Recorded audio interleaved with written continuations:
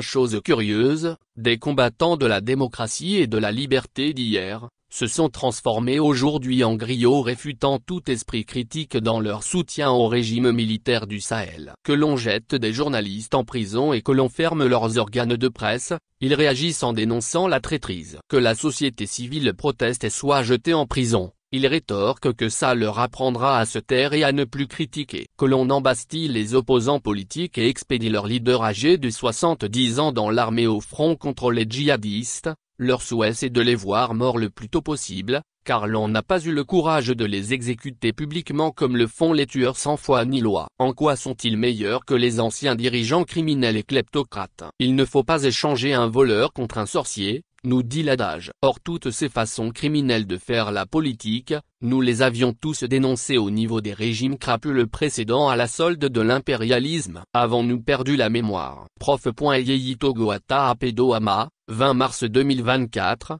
sur isilomé.com. À voir ce qui se passe sur le continent africain en termes de gouvernance politique, surtout en Afrique francophone. À voir le narratif actuel au sein d'une partie de l'opinion africaine. Quant à un décollage sur tous les plans du continent noir, nous avons l'impression que l'Africain est encore loin d'avoir trouvé la bonne recette, pour se libérer, se développer, s'imposer et se faire respecter comme d'autres continents. Hier parmi les derniers de la classe, l'ont fait. Ce nouveau concept, pas tellement nouveau du panafricanisme, qui a pris de l'ampleur, surtout sur les réseaux sociaux, ces dernières années, semble aller dans tous les sens, de telle sorte que si nous n'y prenons garde, ce panafricanisme débridé et surtout mal compris, risque de causer plus de tort à une Afrique déjà mal en point.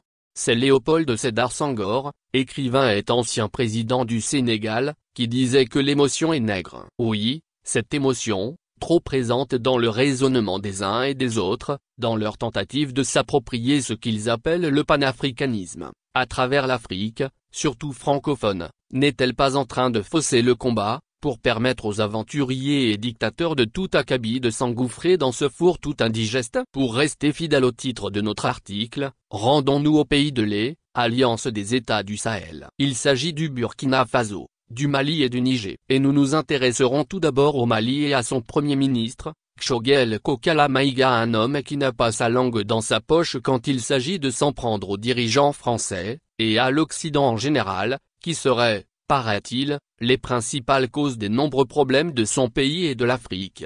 Dans ses interminables dénonciations de la CEDEAO, de la France et de l'Occident, le chef du gouvernement de la junte malienne était revenu sur la crise qui oppose, ou qui a opposé son pays, le Mali, le Niger et le Burkina à l'organisation sous-régionale. Il trouve que le régime togolais, incarné par Faure Gnassingbé, aurait fait preuve d'une diplomatie réelle, et que contrairement aux autres pays qui auraient conspiré à les faire tomber, le Togo aurait eu une position indépendante, africaniste. Jamais on ne s'est servi de leurs mains pour étrangler les Africains. Monsieur Choguel Kokala Maïga, dans ses envolées dithyrambiques en faveur du président de fait du Togo, a continué à choquer les Togolais et à les révolter, jusqu'au point où beaucoup de nos compatriotes, aussi bien au pays que dans la diaspora, se demandent s'ils ne sont pas dans un mauvais rêve.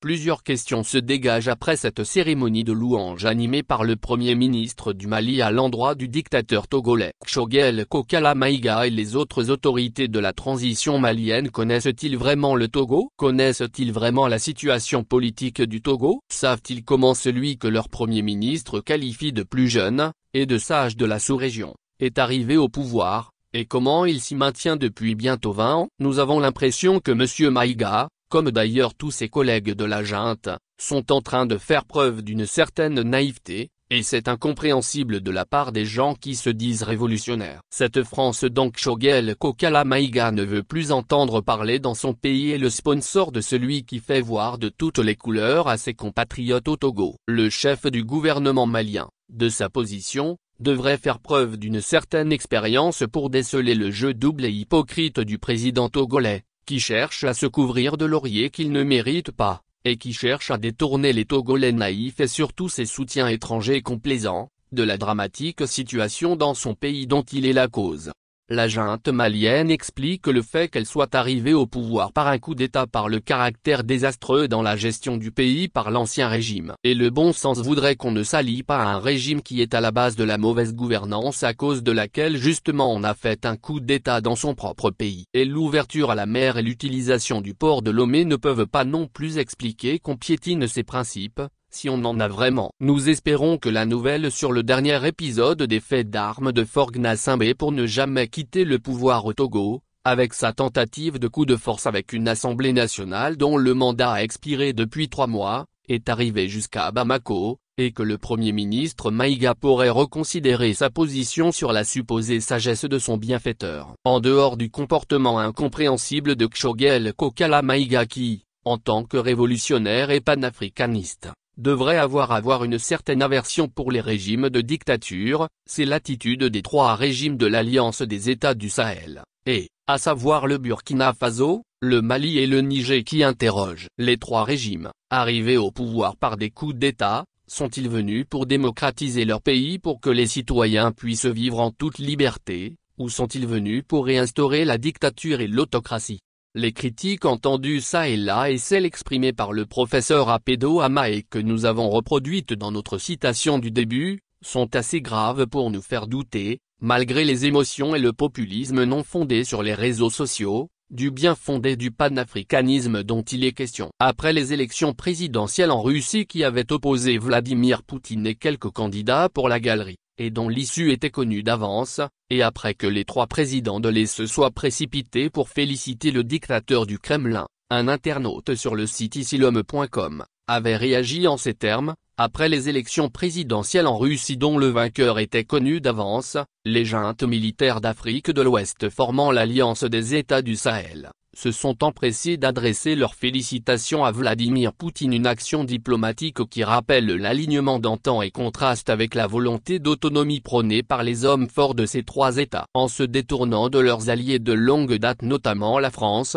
ces 3 États ont opéré un virement radical pour se jeter dans les bras de la Russie, avant de retomber dans les mêmes travers qu'à l'époque des relations idylliques avec la France. Il serait convenable que les militaires à la tête de ces États se posent les bonnes questions. Il serait dommage de déshabiller Pierre pour habiller Paul. Comme on le voit, et pour terminer, nous voulons rappeler à notre ami Kshogel Kokala Maïga, à ses collègues de la junte malienne, aux autres premiers responsables de l'Est, aux nombreux Africains francophones, surtout de la sous-région ouest, sur les réseaux sociaux, que continuer à dénoncer à longueur de journée ce que tout le monde sait déjà, n'a jamais libéré, ni développé aucun pays au monde. Et n'oublions pas que les relations entre États peuvent souvent être impitoyables, et ne sont régies que par des intérêts. Si aujourd'hui des pays comme la Chine ou l'Inde, par exemple, qui ont l'allure de continent, ont su choisir leur mode de gouvernance, se développent et se font respecter par les Occidentaux, ils n'avaient pas eu besoin de crier sur tout toit qu'ils étaient lésés ou discriminés. Alors, ne vaudrait-il pas mieux pour nous, dirigés par des leaders clairvoyants, intelligents et aimant leur pays, que nous nous mettions silencieusement au travail, pour choisir notre voie, nous développer, nous libérer et nous faire respecter, sans être le pion d'aucune autre puissance? Samari Tchadjobo.